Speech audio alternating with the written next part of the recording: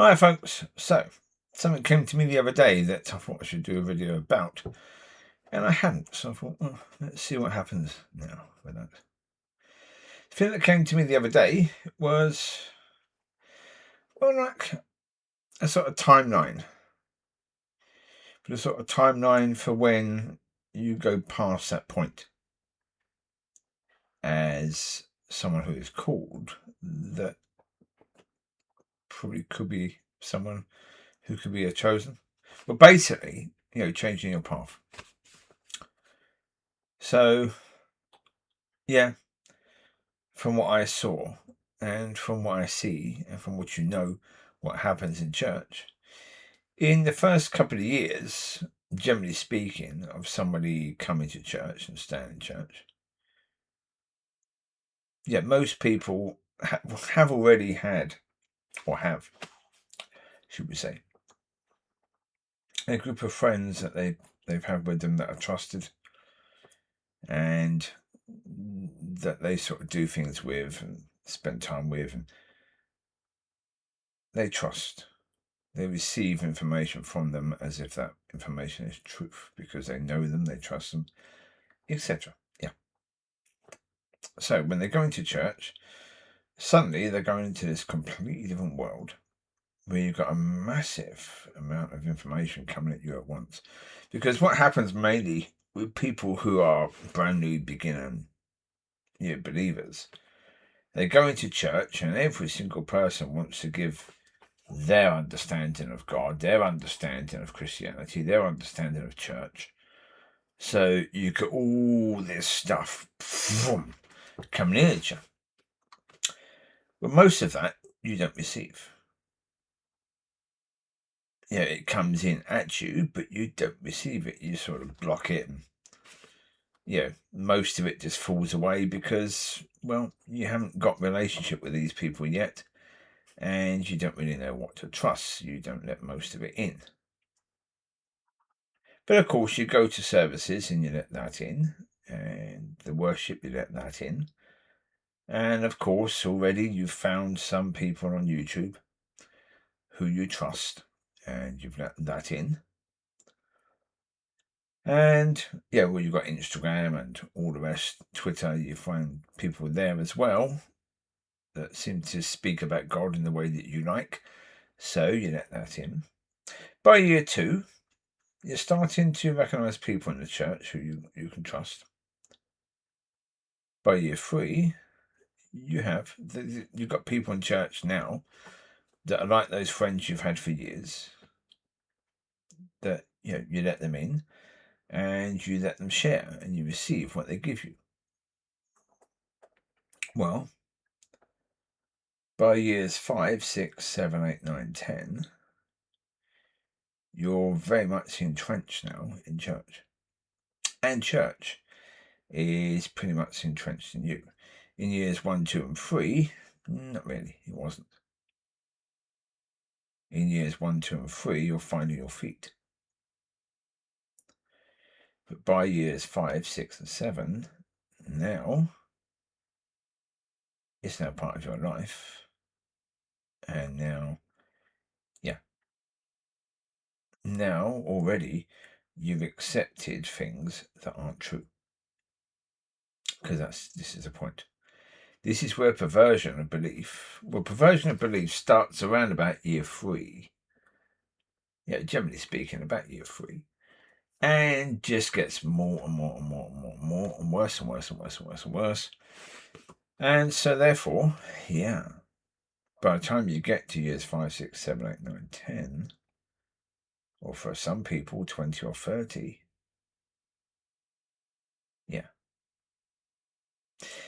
it's like ivy on a tree. But ivy that's been on a tree for years. And what ivy does, ivy sucks out the moisture. And that's what all the perversion does. It sucks out all that is God. And by the time you get to 5, 6, 7, 8, 9, 10, 20, 30 sort of years, obviously 20, 30 is a lot more than 10. But even by 10, yeah. To cut out the ivy, you are destroying the tree, pretty much. Yeah, the tree's life and the ivy are now very, very much interconnected. Yeah. The tree is basically on a life support machine. It will be dead soon because the ivy is taking all the moisture out. But, it's now past the point really where you can save the tree. Now, obviously, in some cases, if you live in a rural area and you've been in one church, and it's a small church, and you've not really let a ton in, obviously by year 10, you're basically by year 3 or 4 for someone living in the city. So, yeah. What comes in and what comes in to the point that's trusted is the problem, because once trusted, that source is like God. And once trusted, whatever that source says just comes in. There's no checking with God. That's why, for me, I've had this experience. You go to people in church, you bring them something, you bring them scripture,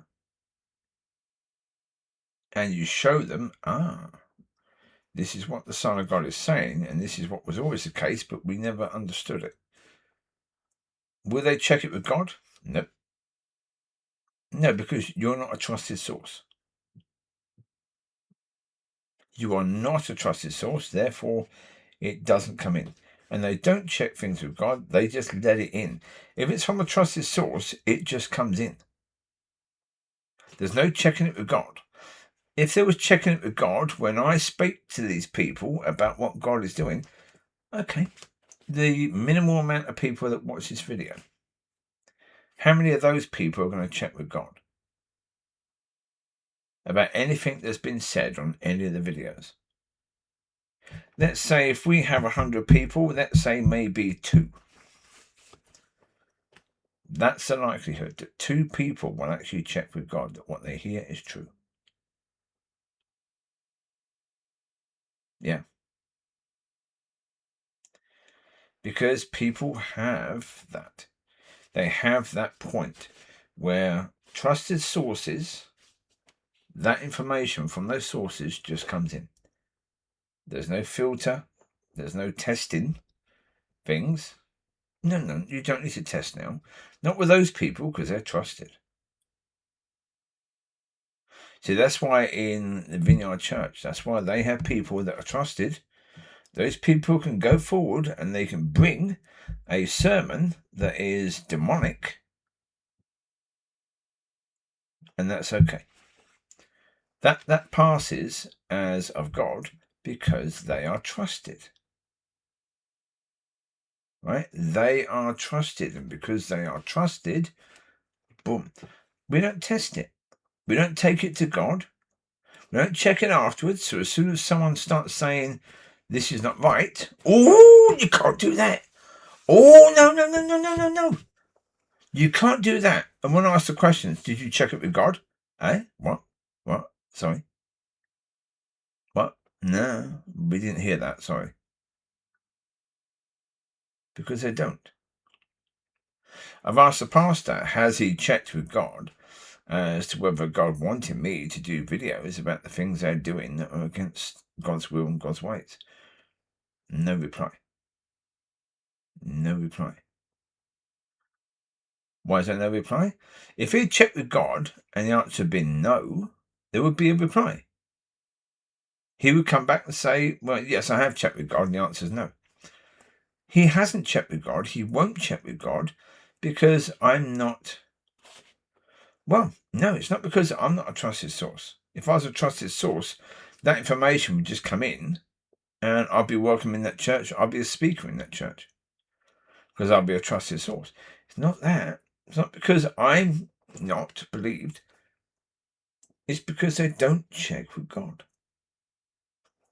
Because with their trusted sources, they don't check with God. With anyone who they don't trust, they don't let things in. At one point in time, maybe they had that filter where they checked things with God. But once you stop doing that with the trusted people, you stop doing that with everyone.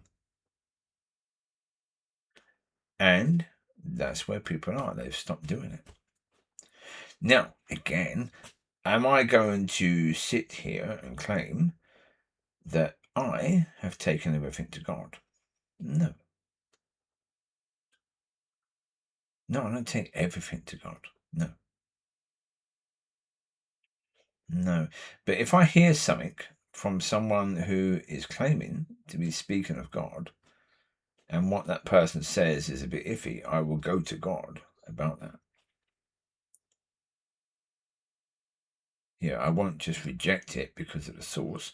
I won't just accept it because of the source. Oh, yeah. I've had, at one point in time, I was actually listening to the Chris Blackerby stuff and thinking that it was good. Right? But even when I thought it was good, I was checking. I was going to God and checking. That's how I got to the point of realizing it ain't good what he does. Because I was checking. And the more I checked what he did, the more I realized, the more God was showing me, no, this isn't good.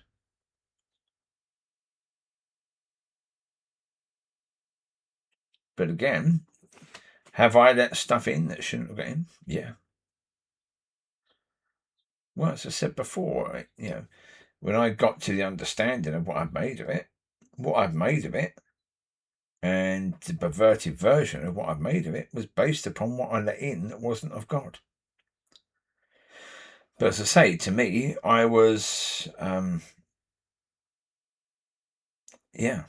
I didn't have most of the stuff in, or anywhere near the degree of stuff in that most people have, because I've never really been of church. As I say, of the 32 years,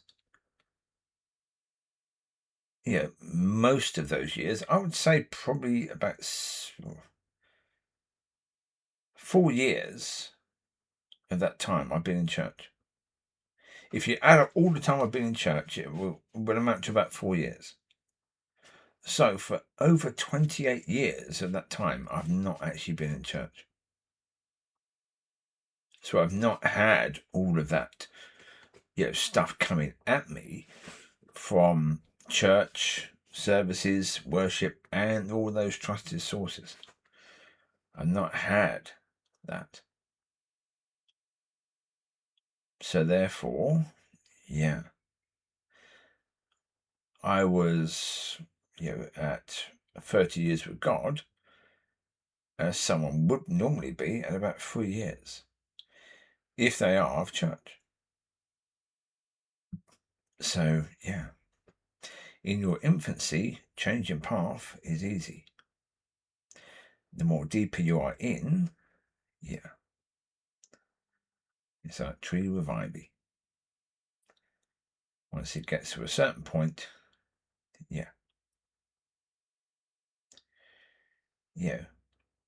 imagine the tree covered in ivy, taking the ivy off. It would be horrific for the tree.